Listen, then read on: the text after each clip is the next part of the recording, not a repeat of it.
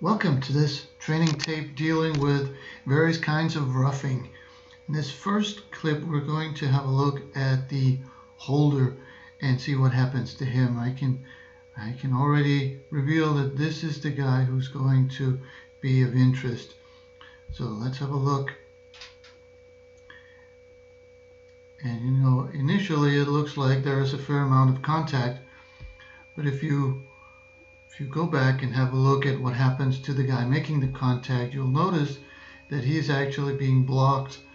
And as soon as there's this domino effect where the guy hitting, be it the holder or the kicker, is being blocked, then you really need to think twice before throwing your flag, because as we all know, if he's blocked into it, there is no foul.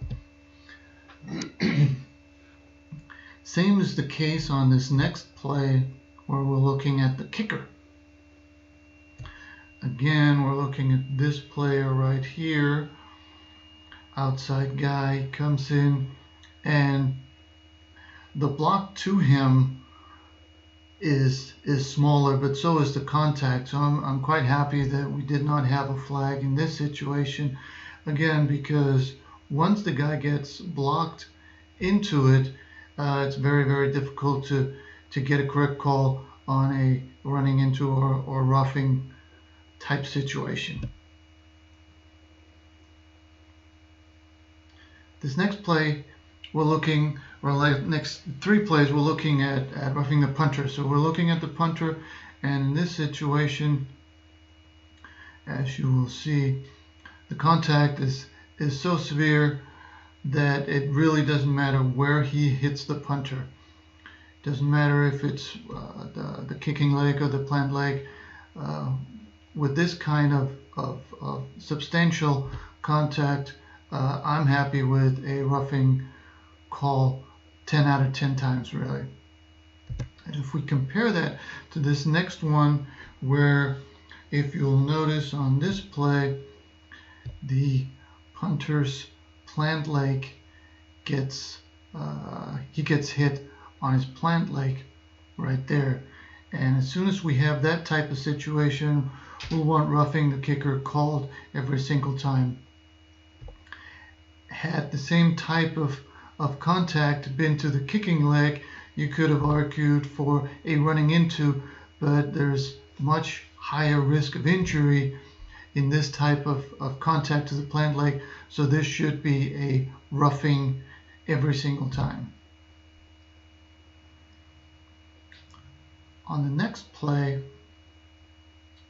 we have a different type of situation, because we have a situation where, as you'll see, the ball goes over the head of the punter. He then needs to go back and retrieve it, and as soon as we have a punter who's scrambling like this, it is a lot more difficult to call roughing the kicker. As soon as the ball is on the ground, you need to give the defense much more leeway in pursuing the ball.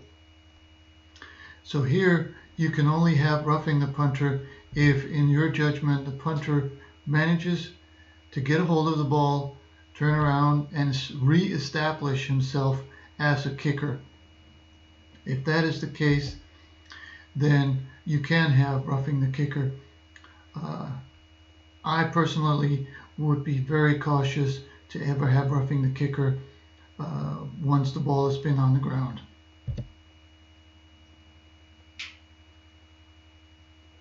We'll finish off with a couple of plays regarding roughing the quarterback, roughing the passer. In this play, we're looking at this guy right here, the interior defensive line. As you can see, he has a clear path to the quarterback. He can see the ball is thrown. He takes a couple of steps, and then he decides to carry through and level the quarterback. This is a correct call for roughing the passer, because I'm not saying he should avoid this contact, but he should at least try to stop and make the contact less severe. Here he just plows through and makes a full contact as if the quarterback still had the ball. In this last play, you'll see a slightly different situation. The quarterback is again going to pass the ball, and he's then going to be hit.